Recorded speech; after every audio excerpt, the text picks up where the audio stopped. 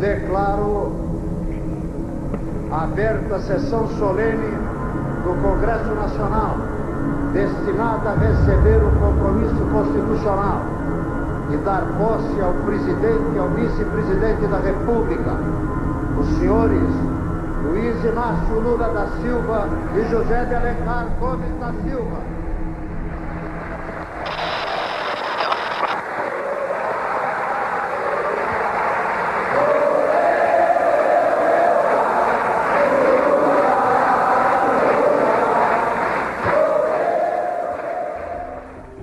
É a primeira vez que eu, particularmente, presencio uma reunião da importância dessa realizada no Brasil, juntando setores extremamente importantes dos partidos democráticos e de esquerda do nosso continente. Nós iremos discutir, como primeiro ponto, as alterações na ordem internacional e o seu significado para a América Latina e Caribe. Depois iremos discutir balanço das lutas pela democracia e pelo socialismo na América Latina e Caribe. Problemas estratégicos da luta pelo socialismo na América Latina e Caribe. Um dia descobriremos a melhor fórmula pela qual iremos tirar algumas conclusões para que possa nortear daqui para frente a atuação dos setores da esquerda da América Latina e do Caribe. 1 de janeiro de 2003. Um operário sobe a rampa do Palácio do Planalto. Pela primeira vez na história da República, um homem que veio do chão de fábrica assume a presidência do Brasil. Assim foi noticiado na época por jornais, colunas e sites. Se havia alguém no Brasil que duvidasse que um torneiro mecânico saído de uma fábrica chegasse à presidência da República, 2002 provou exatamente o que. Mas o que a história escreveu não foi apenas, naquele dia, a posse de um presidente. Foi o começo de um ciclo que marcaria profundamente a história recente do Brasil. Prometo manter, defender e cumprir a Constituição, observar as leis, promover o bem geral do povo brasileiro, sustentar a união, a integridade e a independência. Lula chega com um discurso de ruptura. Promete combater a fome, reduzir a miséria e devolver dignidade aos esquecidos. 30 dias depois da posse, lança o programa Fome Zero. A bandeira moral do novo governo está hasteada. Se ao final do meu mandato todos os brasileiros tiverem a possibilidade de tomar café da manhã, almoçar e jantar, terei cumprido a missão da minha vida. Era a grande promessa: tirar o país da fome. Uma meta que, naquele momento, ainda estava longe de ser concretizada. Em paralelo a isso, a equipe econômica mantém a linha do governo anterior: controle da inflação, superávit primário e autonomia do Banco Central. Mudança social com estabilidade. Essa era a fórmula apresentada para mudar o Brasil e transformar o futuro. Em seu governo, iniciativas implantadas no governo tucano se transformaram no Bolsa Família. Nos primeiros meses, a superfície parece funcionar. A economia responde, a inflação cai, o crédito começa a se expandir, programas de transferência de renda saem do papel, a popularidade do presidente sobe. O boom internacional das commodities, o avanço das políticas de crédito e a emergência de uma nova classe média geraram anos de crescimento econômico e aumento do consumo. A imprensa internacional repercute e fala em um Lula Light. Parecia naquele momento que o Brasil havia encontrado o caminho entre justiça social e responsabilidade fiscal. Mas por baixo da superfície, fora do teatro apresentado à população e ao mundo, outra construção já estava em andamento. O Partido dos Trabalhadores chega ao poder com um discurso ético. Rapidamente, no entanto, se depara com a realidade do presidencialismo de coalizão. É preciso maioria no Congresso. E maioria se constrói com cargos, emendas, influência sobre estatais e contratos. O que começa como articulação política tradicional, aos poucos desliza para um terreno mais opaco e sombrio. Partidos da base que estão distribuindo para os seus deputados um mensalão de 30 mil reais.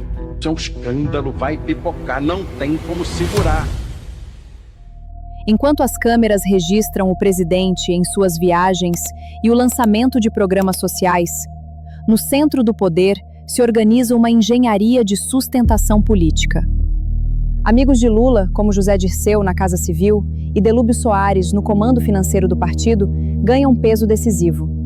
O núcleo duro do governo começa a operar com uma lógica mais incisiva, manter o poder a todo custo. E esse custo, como se demonstraria pouco tempo depois, iria contra qualquer limite.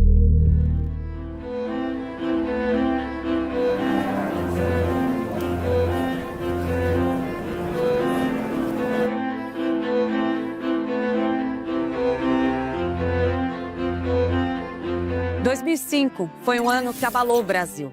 20 anos atrás, o país inteiro tomou conhecimento do que viria a ser o maior escândalo de corrupção conhecido até então. E ele veio embalado com um nome que por si só já rendia uma manchete de jornal: Mensalão. Foi assim que Roberto Jefferson batizou esse esquema numa entrevista que ele concedeu para a jornalista Renata Lopretti no jornal Folha de São Paulo. E aquela entrevista, de fato, acabou mudando da noite para o dia toda a realidade da política brasileira. Entre 2003 e 2004, os números ainda favorecem a narrativa oficial. O país cresce, a pobreza extrema recua, a esperança ainda é o sentimento dominante. Poucos questionam o preço real da estabilidade política que sustenta aquele projeto. Até que, em junho de 2005, a bomba explode. O deputado Roberto Jefferson denuncia um esquema sistemático de compra de votos no Congresso Nacional. Segundo ele, parlamentares recebiam pagamentos mensais para votar de acordo com os interesses do governo. O dinheiro viria de desvios em contratos de publicidade de estatais, operados por agências ligadas a Marcos Valério. O nome que fica é Mensalão.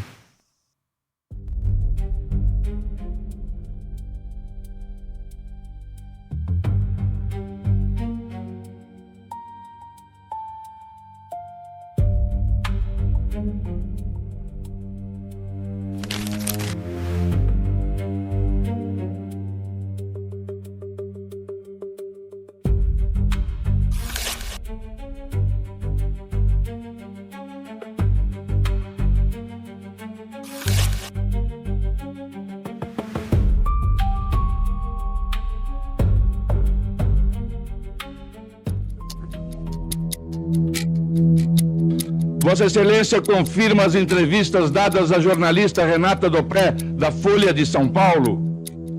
Confirmo integralmente as entrevistas dadas à jornalista Renata Lopretti, da Folha de São Paulo. Roberto Jefferson diz naquela entrevista de 6 de junho de 2005 que o PT pagava uma mesada em troca de apoio no Congresso. 30 mil reais por mês para cada deputado.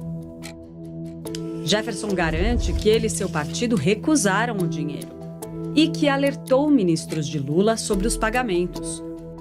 Naquela primeira entrevista, o presidente do PTB diz que o mensalão só deixou de ser pago depois que ele mesmo conversou com Lula. O presidente, segundo Jefferson, não sabia de nada e chorou quando foi avisado. Na entrevista, surge também um nome que até então era praticamente desconhecido: Delúbio Soares, tesoureiro do PT. Segundo Jefferson, Delúbio era quem pagava um mensalão aos deputados. Mas essa não era a primeira vez que se falava em mensalão. Setembro de 2004. O Jornal do Brasil publica uma reportagem e atribui ao então deputado Miro Teixeira uma denúncia sobre propina no Congresso.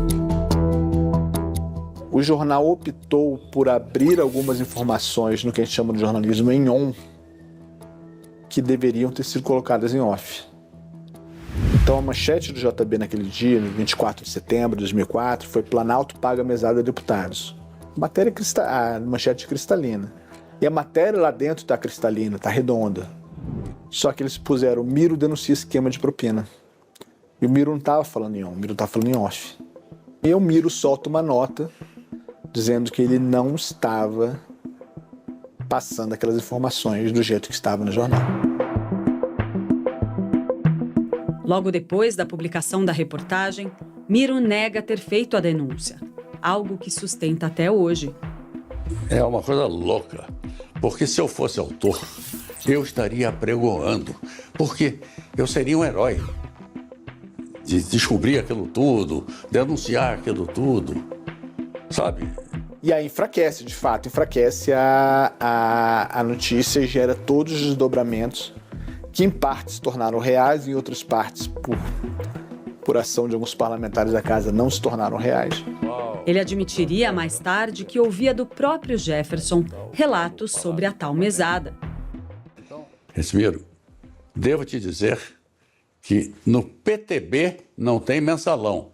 Deputado não recebe mesada. Eu disse: deputado recebe mesada como? Ele disse: não ouviu falar não do mensalão? Eu disse: não, Roberto, senta aí. Fiz ele sentar de novo. Me conta. E aí depois a gente é redimido, digamos assim, com a entrevista do Roberto Jefferson.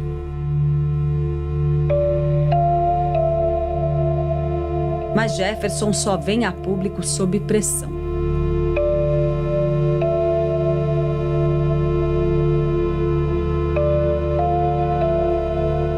Maio de 2005.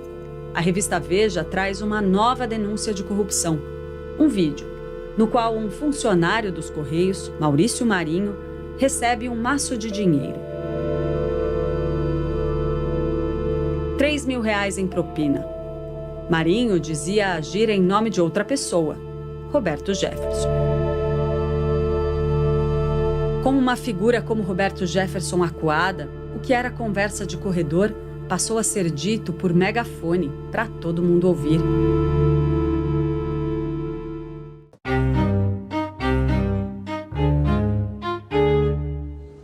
A presente reunião tem por finalidade ouvir o depoimento do deputado Roberto Jefferson, que nessa sessão apresentará a sua defesa. Tem uma nota. Eles põem aqui.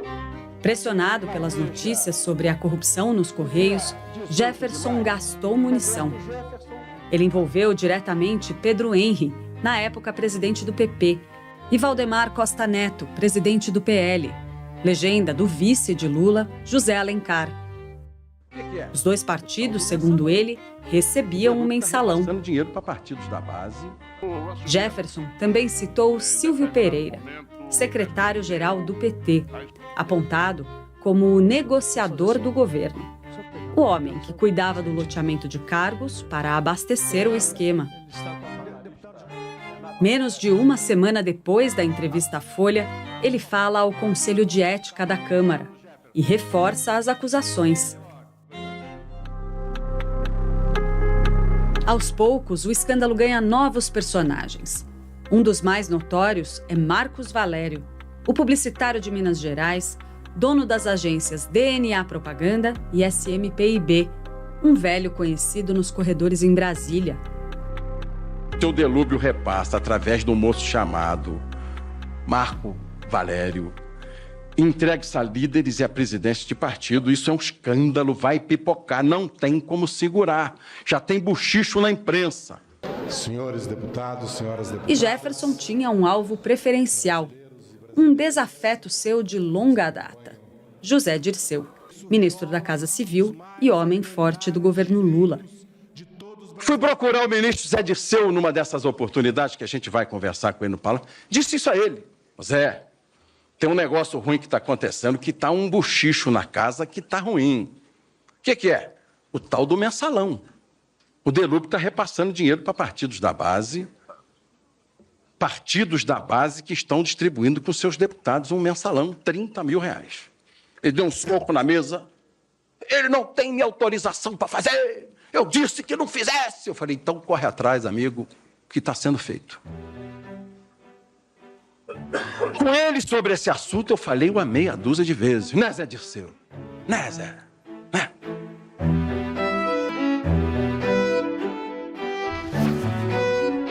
Poucos dias depois da provocação de Jefferson, Dirceu deixa o cargo de ministro da Casa Civil.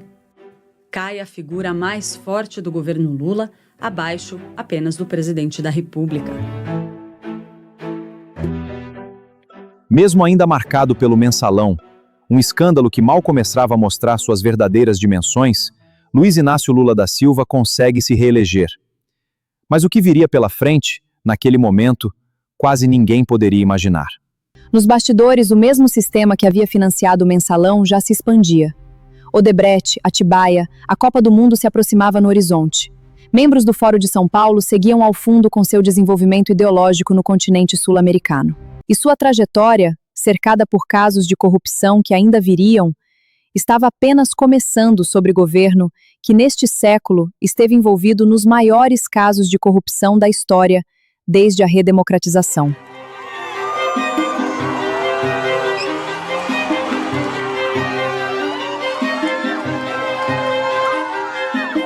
Em 2005 tinha tudo para ser um grande ano para o governo Lula. No ano anterior, a economia tinha crescido mais de 5%. Era a maior alta em uma década. Estamos dispostos. Os brasileiros viam um presidente que nasceu pobre, um torneiro mecânico, sindicalista, discursando entre os maiores líderes do planeta. Ou nós encontramos soluções conjuntas para financiar a nossa infraestrutura, ou nós encontramos soluções conjuntas para facilitar o nosso comércio, ou nós não teremos solução. O PT parecia ter dissipado os temores que ainda assombravam parte do eleitorado na campanha de 2002. Os líderes do PT batiam no peito, se orgulhavam de fazer uma gestão que, segundo eles, era diferente de tudo o que o Brasil já tinha visto. Só que o mensalão mudaria a imagem do partido para sempre.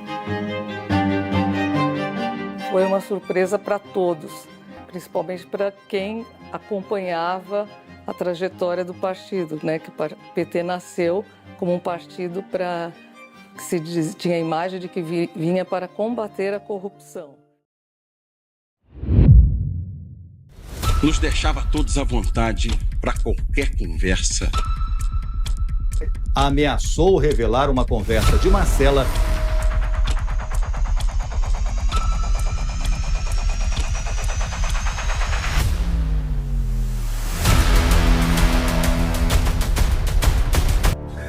garantir a continuidade do projeto de poder do Partido dos Trabalhadores.